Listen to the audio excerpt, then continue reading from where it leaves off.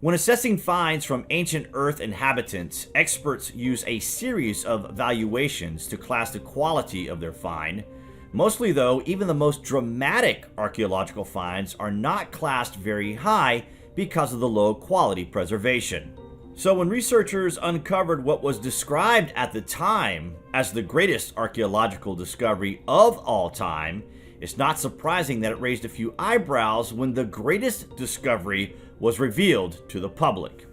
But that's exactly what the site of Sutton Hoo is, the most well-preserved archaeological discovery ever uncovered regarding the history of man.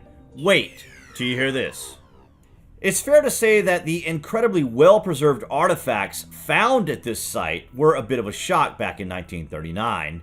At the time, the sheer wonder of the discovery reverberated across the planet, but quickly fell out of public interest as war broke out across Europe shortly after it was uncovered.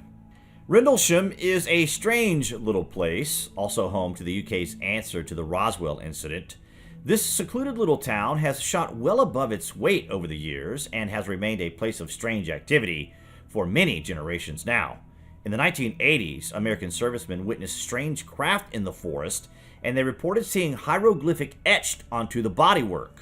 Some alternative thinkers the world over have pointed out that a binary code that was written down by one of the witnesses shortly after the incident gives the coordinates for sites of strange activity across the world, including the locations of High Brazil and the highly anomalous Great Pyramid, with a message for planetary advance also being spelled out within the binary. The strangeness does make for interesting theoretical thinking regarding what might be going on at Rendlesham, including the idea that this was once the seat of an alien king. In 2008, Rendlesham landowner notified authorities that Nighthawks, metal detectorists who raid archaeological sites in darkness, searching out illicit treasure, had been scouring his fields. The complaint allowed renewed attention brought by the looters for the Suffolk County Council Archaeological Service, working with the landowner and volunteer metal detectorists to conduct a survey to evaluate the damage and reassess the site's archaeological potential. The artifacts uncovered at Sutton Hoo are simply sensational. Not only do these things capture the vividness of this time so dramatically that it actually questions our understanding of how we acknowledge the goings-on happening at this time. King Raedwald, son of Titila, was king of the East Anglos from 600 until his death in 624. From 616, he became the most powerful of all the English rulers south of the River Humber, and by military action installed a Northumbrian ruler acquiescent to his authority. He was the first East Anglian ruler to receive Christian teaching and baptism from the Canterbury Mission, and he helped to ensure its survival during the apostasies of Essex and Kent. He is the most favored identification for the famous Sutton Hoo ship burial according to Genealogy Online. The helmet discovered at Sutton Hoo was just one of just 4 complete helmets to survive from Anglo-Saxon England. It has been painstakingly reconstructed from the shattered condition in which it was found. The Sutton Hoo helmet's exceptional survival and haunting appearance have made it an icon of the early medieval period. The helmet consists of an iron cap with a crest, neck guard, cheek pieces, and face mask. It was originally covered with tinned copper alloy panels and decorated with animal and warrior motifs. The scarcity of surviving Anglo-Saxon helmets indicates that only those of great status could possess them. Viewed together, the helmet's mouth, nose, and eyebrows form the image of a flying beast. Similar helmets are known from eastern Sweden, implying shared cultural traditions and interactions with East Anglia and possibly immortalized in the Beowulf epic. It is one of the most important works of Old English literature. The date of composition is a matter of contention among scholars. The only certain dating pertains to the manuscript, which was produced between 975 and 1025.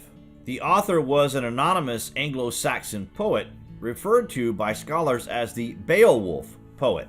The story is set in Scandinavia. Beowulf, a hero of the Geats, comes to the aid of Hrothgar, the king of the Danes. whose mead hall in Herat has been under attack by a monster known as Grendel.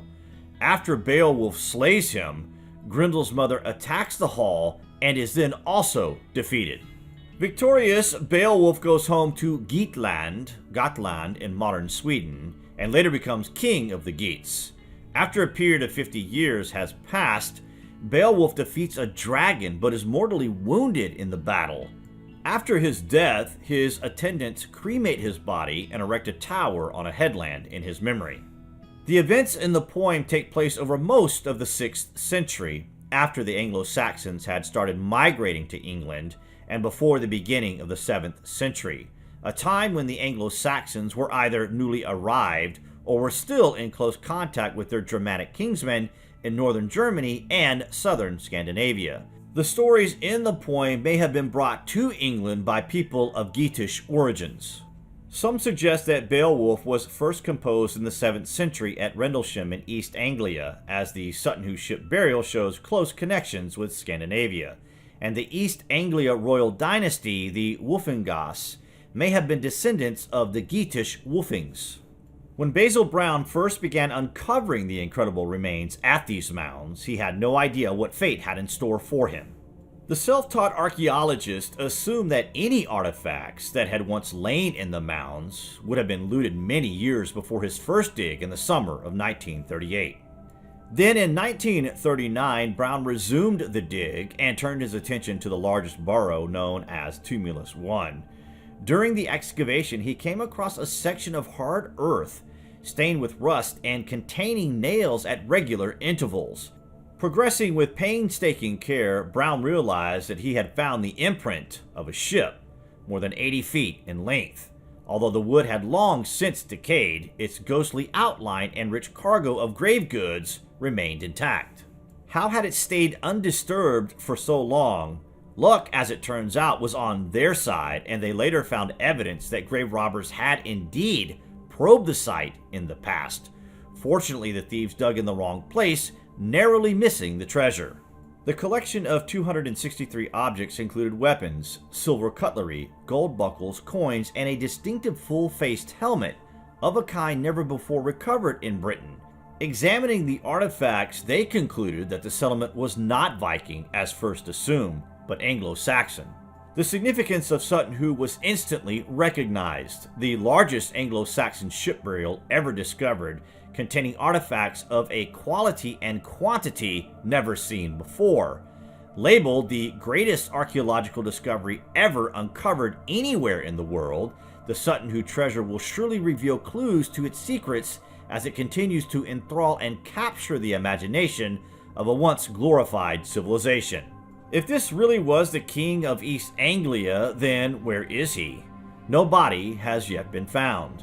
Perhaps because the acidic soil long ago dissolved it, although scholars point out that human remains have been found elsewhere at the site. However, King Redwall's reign does coincide with the artifacts present here. We will leave it at that for the moment, guys. Truly a remarkable place and a stunning example of what is still to be found in the future. Just like the case with the Silver Pharaoh's tomb, the Sutton Hoo is unremarkable in its popularity, but absolutely extraordinary in the scale and preservation of what was found. The very fact this place is still being pieced together as to what it is and who it was for will keep our interest. We simply don't know, but it is going to be a lot of fun finding out. What do you guys think about this anyway? Comments below, and as always, thank you for watching. Sutton Hoo is a Royal Anglo-Saxon burial ground. It's a really special place. There are only 3 Anglo-Saxon ship burials that we know of in England, and 2 were found here at Sutton Hoo. In 1939, the excavations took place, and this was on the brink of the Second World War. So this happened in a really concentrated period, lots of excitement, and this was probably one of the kind of greatest archaeological discoveries that changed history. This is thought to be a royal burial, possibly the burial of a king, and the objects really reflect the wealth of that person. We know he was a warrior, he was well travelled, well connected, and each object placed in the grave tells a story.